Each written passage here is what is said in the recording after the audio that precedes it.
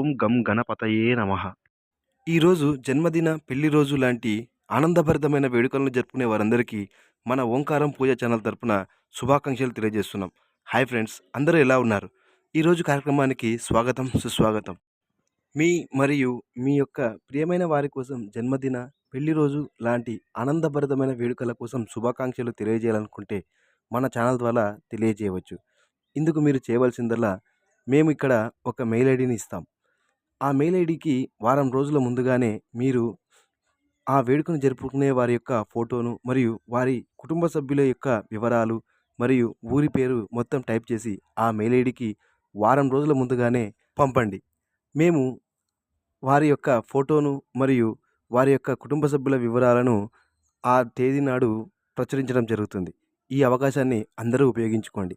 ఇక ఎప్పట్లాగే ఈరోజు దివ్యమైన పూజా విశేషాలతో, పరిహారాలతో ఈరోజు వీడియో సిద్ధంగా ఉంది. నేటి ఎపిసోడ్ను మనం పంచాంగం అనే అంశంతో మొదలు పెడదాం.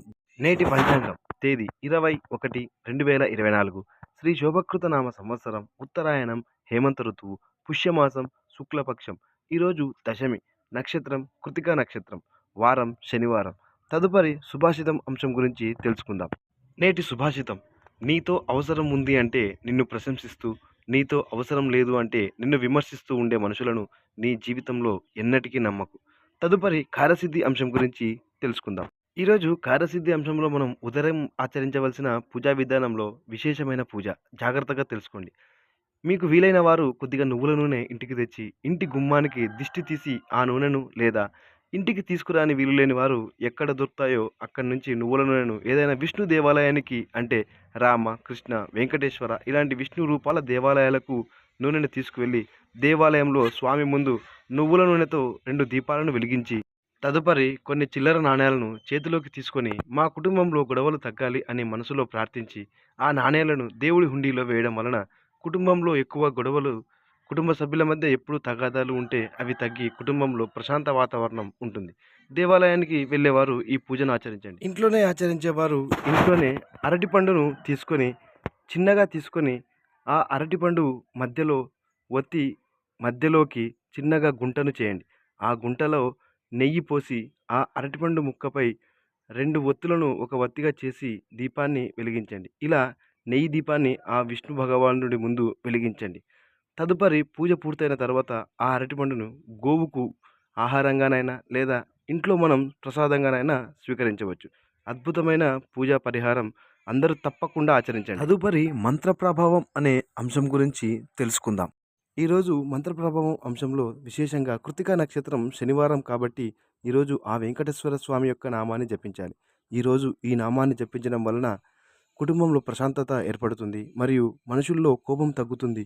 ఏ దేవుడి నామానైనా జపించడం వలన మనుషులలో కర్మఫలం తగ్గుతుంది. ఈరోజు మనం జపించవలసిన మంత్రం: ఓం శ్రీ హరి నివాసాయ నమః. ఓం శ్రీ హరి నివాసాయ నమః. ఓం శ్రీ హరి నివాసాయ నమః. తదుపరి సంకల్ప సిద్ధి అంశం గురించి తెలుసుకుందాం. సంకల్ప సిద్ధి అంశాన్ని తెలుసుకునే ముందు మీ మరియు మీ యొక్క ప్రియమైన వారి కోసం జన్మదిన, పెళ్లి రోజు ఇలాంటి ఆనందభరితమైన వేడుకల శుభాకాంక్షలు మన ఛానల్ ద్వారా తెలియజేయాలనుకుంటున్నారా? అయితే వీడియో ముందులో చెప్పడం జరిగింది. దాని ప్రకారం మీరు మమ్మల్ని కాంటాక్ట్ అయ్యి మీ వారికి మీ యొక్క శుభాకాంక్షలు తెలియజేయవచ్చు. ఇప్పుడు సంకల్ప సిద్ధి అంశంలో సాయంత్రం పాటించవలసిన పరిహారం గురించి తెలుసుకుందాం. ఈరోజు సాయంత్రం కొన్ని తులసి దళాలను తీసుకొని ఆ తులసి దళాలతో విష్ణువును అర్చించి విష్ణు సహస్రనామాన్ని పారాయణం చేసుకోవాలి.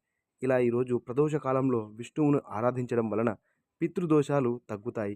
మరియు దగ్గరలో ఆంజనేయ స్వామి దేవాలయం ఉంటే సాయంత్రం ఇంట్లో పూజ చేసుకున్న తర్వాత ఆంజనేయ స్వామి దేవాలయానికి వెళ్ళి నువ్వుల నూనెతో 2 దీపాలను వెలిగించి అక్కడే కూర్చుని హనుమాన్ చాలీసాను పారాయణం చేసుకోవడం వలన జన్మజాతకంలో అష్టమ శని మరియు శని దోషాల నుండి వచ్చే ఆరోగ్య సమస్యలు తగ్గుతాయి. దివ్యమైన పరిహారం ఆరోగ్యం కోసం మరియు పితృదోషాల విముక్తి కోసం అందరూ ఈరోజు ప్రదోషకాలంలో ఈ పరిహారాన్ని తప్పకుండా చేయండి. అందరూ మన ఛానల్ను సబ్స్క్రైబ్ చేసుకొని నిరంతరం ఫాలో అవుతూ మన ఛానల్ ద్వారా ఎన్నో పూజా విశేషాల గురించి తెలుసుకుంటూ ఆ భగవంతుని ఆశీస్సులు పొందగలరు. సర్వే జన సుఖినో భవంతు. లోకా సమస్తాం సన్మంగళాది భవంతు. Thank you for watching.